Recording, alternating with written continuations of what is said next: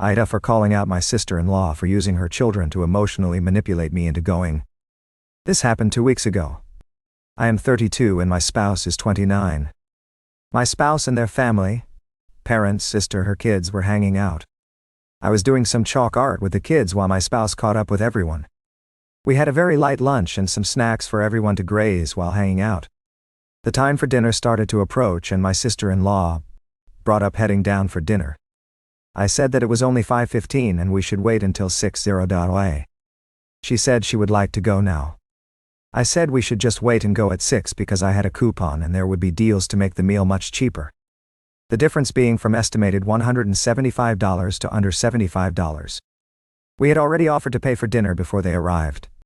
My sister-in-law grumbled about it and went to check on the kids and their chalk stuff. I didn't think 45 minutes would be such a big deal. But a few minutes later the kids, who were fine a few minutes ago, came to the patio and were dramatically clutching their stomachs and saying, "I'm so hungry." This annoyed me. I don't like it when people use their kids to emotionally manipulate others. I think it's pathetic. My Mill and Phil were easily swayed and said, "Oh well, let's just get ready and head down anyway, it'll be fine." I looked at my spouse and they said we could just wait. But their sister said no, and started to get the kids ready to go out.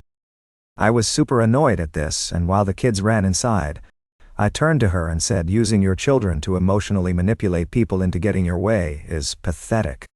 She said, "Everyone is hungry. Just get over it. If you couldn't afford to pay for dinner, then you shouldn't have offered." I do get. She has a point that we offered. But is asking for just 45 minutes seriously that big of a deal to have her try to use her kids like that?